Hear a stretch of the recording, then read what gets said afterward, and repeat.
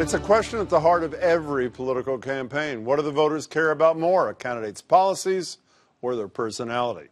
Even early on, Democrats running in 2020 are no exception. Take Newcomer, former Representative Beto O'Rourke, who seems to be betting on the personality contest.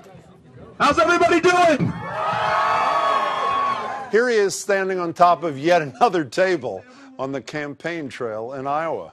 Come the summer of 2020, every single one of us, regardless of who you support now or in the future, will be on the same page, behind the same nominee, working together to defeat President Trump.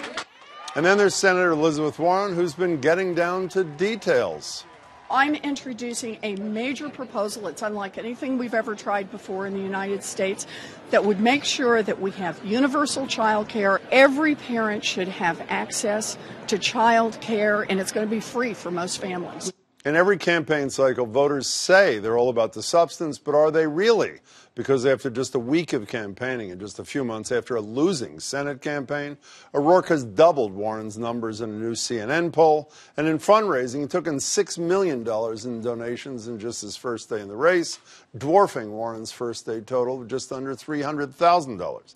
Then there's the intra-family feud at the Conway House of whether Trump is mentally fit for the job, and a call for Speaker Nancy Pelosi to rein in two high-profile freshmen. That call comes from Boston Globe columnist Scot Lehigh in his latest piece, The Democrats' Divisive Congressional Duo. He joins me now. Good to see you, Scot.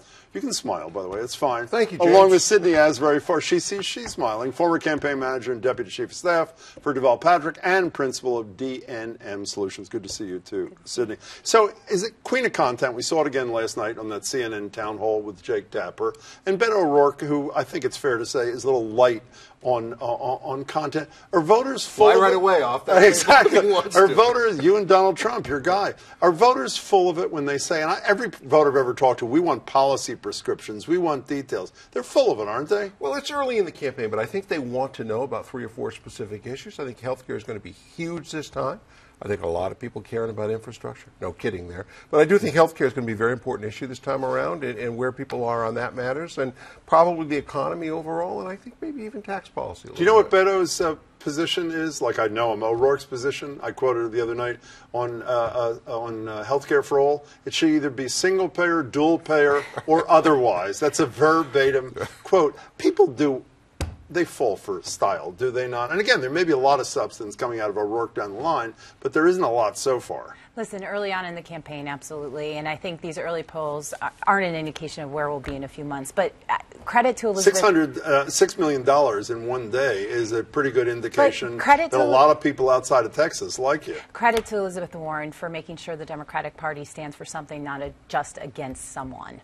And too often, that's what it's been about lately. Speaking about someone, I only watched last night the CNN town hall till 10 o'clock, supposed to be an hour. It went longer than that. She didn't mention Trump's name once in 60 minutes, which I thought was really interesting. It was all about policy. You know, you mentioned the economy. Speaking of Donald Trump, the conventional wisdom is there's so many Democrats because they think Trump, or as you call him, Trumpkin, is so beatable. I want to share a couple of polls. John King mentioned this to us today on the radio. CNN did a poll, the best economic review from the voters. 71% think the economy's in good shape. And then there was the Suffolk poll, Suffolk USA Today, David Paleologos, down the street, where 50% of Americans are parroting the words and saying the Mueller probe is a witch hunt, by Donald Trump repeating it over and over and over. He's on to something on both these fronts, isn't he, Scott? Well, the economy was actually in quite good shape when he took over. Highest number in 20 years, according to CNN. Now, what's happened, it depends on what you think, whether you think there's a long-range growth built into the economy or whether you think the tax cut created a sugar high. I'm a sugar high person because you look at growth in this last quarter, 4.2 in the second quarter, declined in the third quarter, declined in the fourth quarter, finished the year at 2.9%. That's really not super terrific. So you think that those numbers are going to catch up with those numbers? I do believe that. We'll see. This next year will tell us whether growth continues. They're saying 3% growth, far as the eye can see. It looks to me like it's going to tail down into the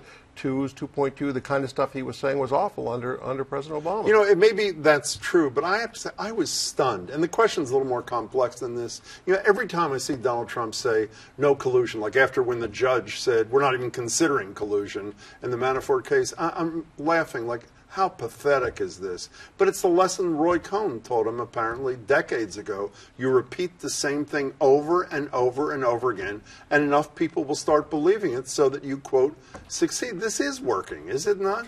Well, he denied, but soon enough we'll know. I think Nancy Pelosi's taken the right position in my mind. On the no impeach thing? Yeah, there are more important issues we need to be talking about. We talk about the economy. The economy may be growing, but not for everyone. There are too many people being left behind. How can you say, by the way, when she says in her own words that he's unfit, other Democratic leaders say he's the most dangerous president ever. How can the Speaker of the House say, well, it's fine, we'll wait 2 more years if hopefully the voters will reject him, if he's so dangerous? Well, then look at the timeline. I mean, by the time you got to wait for the Mueller report. By the time you get that and started the procedure anyway, it would take up the entirety of the next year, and it's political calculation too. They don't want everything to be consumed by the idea that they're driven just to remove Trump from office. And just to speak to your economic thing, if you look at the polling numbers, even though people think the economy is good, many of them, his job approval numbers are not good, and lots of people are saying, no, we will not vote for him again. So job approval ratings are the highest they've been at CNN, 42%. Yeah, 42% is horrible. Well, it's still higher than it's been. Most people, usually economic approval and presidential approval fairly closely intertwined. There's a big gap here. Can we talk about my favorite story of the day? At home with the Conways. I did this example. Kellyanne obviously thinks the president does no wrong. Her husband, George, apparently does. Here are a couple of his tweets. First, talking about his condition, meaning the president's is getting worse. Then after Trump calls him a liar, he tweets back, congratulations, you just guaranteed that millions more people are going to learn about narcissistic personality disorder and malignant narcissism. Great job. And he goes on to say in other tweets, essentially, he doesn't say the 25th Amendment, hey, Vice President, hey, Cabinet, start getting ready, meaning remove this guy from office. Here's Kellyanne's response to what her husband had to say. Here's Kellyanne Conway. I don't share those concerns, and I have 4 kids, and I was getting them out of the house this morning before I got here, and talked to the president about substance. So I may not be up to speed on all of them. It's like James Carville and Mary Matlin on steroids, isn't it? Do you remember how great they were? What is up with this? So I never thought I'd say this, but I feel badly for Kellyanne Conway. It's just You think horrifying. This is real, this thing? To have your husband fight with your boss so openly and say things that I may agree with, but why would her husband, when she's a senior advisor to the president, be saying these publicly? Is just humiliating for, I think, everyone involved. By the way, when he said narcissistic personality disorder, he then tweeted whatever the description is Yes. and all the codes for the shrinks, the I mean, do you think this is real, this thing? He may be channeling her. Who knows? She may tell him that, and he may say, I will give voice to those opinions. I don't know. I think he's largely right in what he says about Trump. Should I feel guilty that I'm so amused by this? You're not alone. It's pretty amusing. What's that? You're not alone. I'm not alone. Okay, can we talk about something you wrote the other day? Ocasio-Cortez, clearly the superstar in this freshman class, probably more attention than anybody in Congress. Ilhan Omar, we know about what happened with her. Your advice to Nancy Pelosi, not that she requested it, is in a column is she's got to rein these two in. Could you make your case? Well, here's the thing. AOC, I can't pronounce her name, so I could just call her Ocasio-Cortez AOC, to you, yes. She is hinted a couple times, said in a public meeting or in a private meeting, and then lent her name to an organization that wants to do this, that they will run a candidate against moderates who they think are not aboard on all the lefty priorities. Now, she's in a district that's, plus 26, Democrat.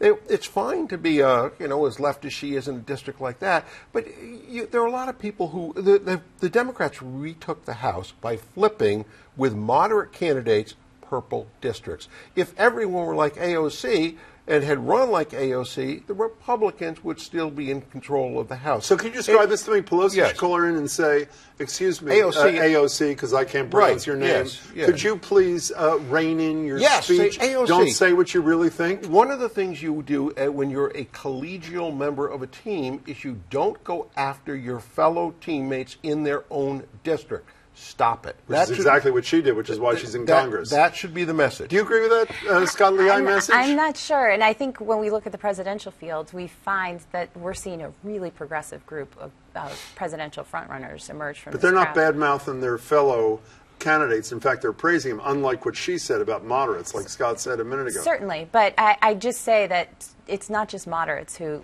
the party really needs to decide what it stands for. And I think whether it's the Green New Deal or other big, bold proposals, this is where we need to be pushing the Democratic Party. We only have a couple of seconds left. I bumped into your former boss, Deval Patrick, the other night. He actually looked better than I've ever seen him. Not that he ever looked bad. He looked fabulous. Does he have regrets about his decision not to do this thing? Absolutely not. I think he's absolutely really, not, because that's what you were supposed to say, or you really believe he has no regrets?